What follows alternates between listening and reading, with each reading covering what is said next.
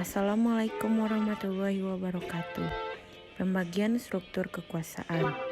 Sebelumnya izinkan saya memperkenalkan diri. Nama saya Yulia Pratiwi, Prodi Ilmu Administrasi Negara, Fakultas Ilmu Sosial, Universitas Negeri Padang, dengan nomor induk mahasiswa 2104 2096. Dalam video ini saya akan menjelaskan tentang struktur pembagian kekuasaan mata kuliah Ilmu Politik dengan dosen pengampu Bapak Hidayatul Fajri, SAP, MPA.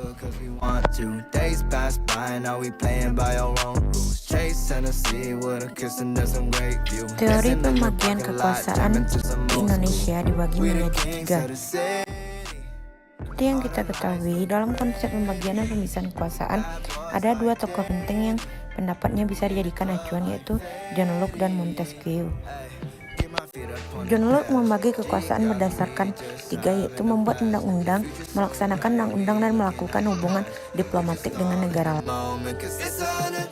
Sedangkan Montesquieu membagi kekuasaan juga berdasarkan tiga, namun berbeda dengan John Locke. Montesquieu membaginya berdasarkan membuat undang-undang, melaksanakan undang-undang, dan kekuasaan mengadili pelanggaran undang-undang itu sendiri.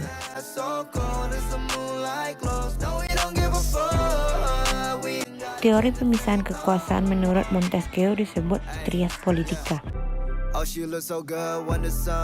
Mengacu kepada teori Montesquieu, Ivor Jennings, rektor Cambridge University, membedakan teori pemisahan kekuasaan dan pembagian kekuasaan. Menurut Ivor, pemisahan kekuasaan berarti dipertahankan secara tegas. Artinya, tiap lembaga negara memiliki tugas dan organ yang berbeda satu dengan lainnya.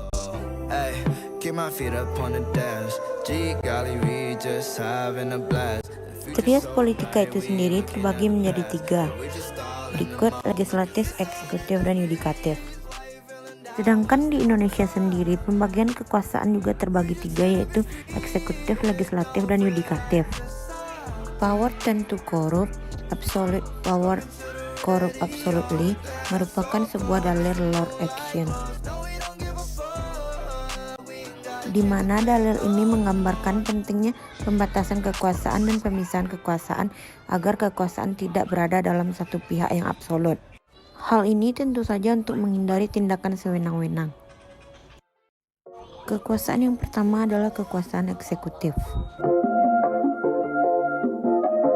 Kekuasaan eksekutif adalah kekuasaan yang umumnya dipegang oleh presiden dan wakil presiden. We got history. Got me feeling the nostalgia when you look at me. Pemegang kekuasaan eksekutif tersebut sering terekspos saat bicara acara besar atau rapat-rapat besar.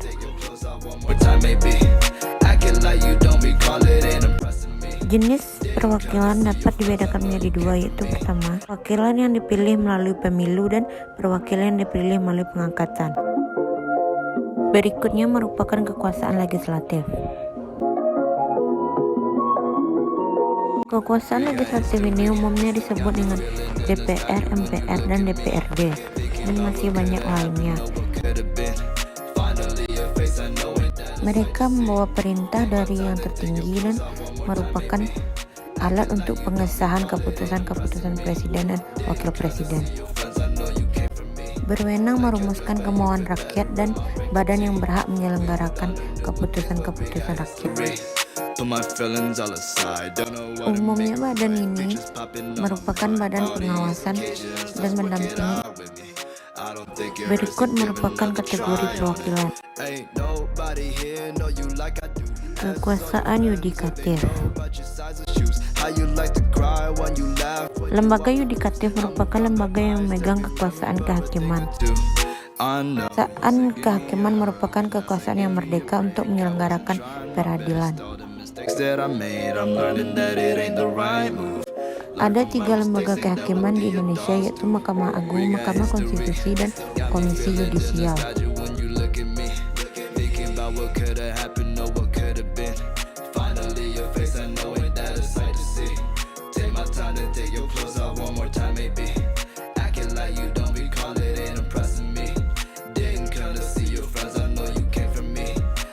Sistemnya terbagi dua, yaitu sistem common law atau negara Anglo-Saxon dan sistem civil law atau hukum perdata umum.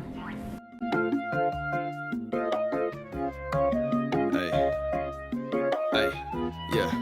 Bet you got nobody round to make your day better. Sun brighter, don't got too much time, so girl, let's fun. Now and talk later. Put your pride aside and let me in. You know I got better sins. You so good at self-control, but maybe now it's time for change. I've been alone for so long. Got the one, didn't realize good ones exist in the world till I lost one. Berikut merupakan teritori fungsi kekuasaan. Things I will get to feel your lips for the last time.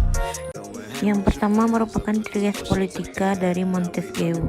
And I just wish you the best. I think it's time for me to bounce soon.